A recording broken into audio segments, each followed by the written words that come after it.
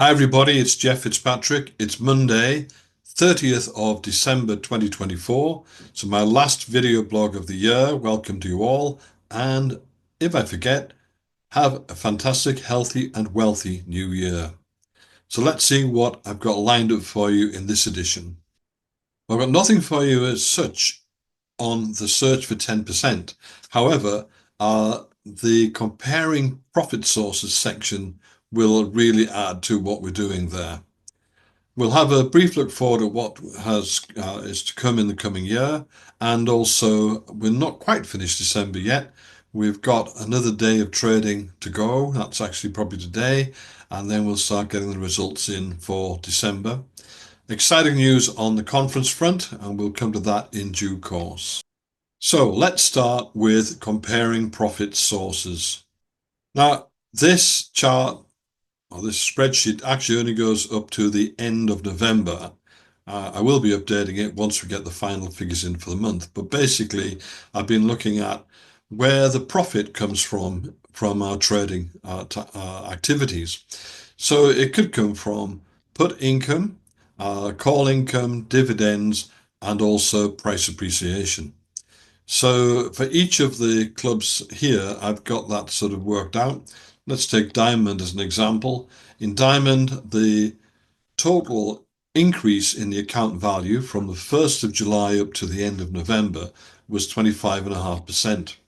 Of that, nearly 64% came from put income, 12% from call income, just 2.56 from dividend, and then by process of elimination, price appreciation delivered 21.7% of the gain. So I've done that for each of them, and I've summarized them in this table. So you can see your own club here. And there's some interesting variations. So if we look at puts, Sapphire were the definite winners. 94% of the profit in Sapphire came from the sale of puts. At the other end of that spectrum, you've got the 100th Millionaire. They only got 36% of their profit from the sale of puts. Call income was pretty standard throughout. It was a bit low in the extra income club. They don't have as many stocks. And dividends generally pretty low too. Big variation in price appreciation. The winners being Tees and 100th Millionaire, both 50 odd percent. And interestingly, of course, if you're high on this, you've got to be low on the others to make up for it. And rightly, they are. So what I've done just below that is I looked at, first of all, I've ranked the increase in value that's come. Extra Income Club did best, then Tees, then 100, then Diamond, then Sapphire, and Fortune, unfortunately, were at the tail end of that. Some big differences there. That's telling me that there is considerable scope, certainly, to be increasing the profitability again on Sapphire and Fortune. But what I also did was look at their ranking in terms of where the money came from, where the increase came from. So Sapphire, for example, were first in put income percentage of the growth, and Tees were last. On price appreciation, Extra Income Club did best on price, and Sapphire did worst on price. But the interesting thing that I'm noting from this is that the three highest ranking growers, although there's not much in it when you come down the bottom there, actually did more on price. So they were ranked more highly for price appreciation than they were for puts.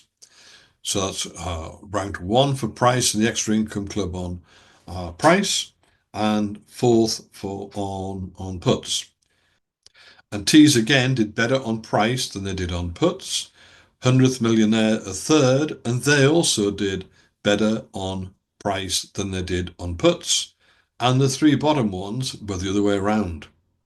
So that's telling me that the bottom ones are possibly missing out on price, and we need to do something about increasing the price appreciation gains on all of the clubs, but in particular on those three. So that's interesting stuff. So that's giving me a steer for where to put more effort in the coming year. So next I want to talk about the conference that we're holding in March, 21st to the 23rd of March at the Carlton Hotel at Dublin Airport. And the button is now on the myinvestmentclub.co.uk website. That's where you can book and also where you can find out more. So if I just click on that, that takes us to the page. You've got the details here of what we're up to, the venue, payment details, etc. But also here, click here to download the full agenda. And here it is. So we've got the speakers and we've got special guests coming in, and we've then got the agenda for the particular days and the full details on the workshops. Now, I emphasize this is very different from the standard TICN training. On this particular conference, we are looking at a lot of very new stuff. So Zacks, for example, and the US equivalent of TICN, uh, Better Investing, will also figure prominently. And we won't be looking at just the standard way of trading, the standard system of TICN. We'll be looking at what has worked best, at least for me, over the last 6 to 12 months. There's also a full day available for newcomers. That's take them right through all the basics. So this covers both new people and advanced, everybody in there. But there's also quite a lot more in terms of debate. So after each of the sessions, there will be a debate on aspects of training, and I genuinely expect those to influence how we trade going ahead. So I hope to see as many of you there as possible. I'm really looking forward to it, and I hope you go out and check out what we're doing. So all it remains is for me to again wish you a healthy and wealthy 2025, and I'll talk to you soon. Cheerio.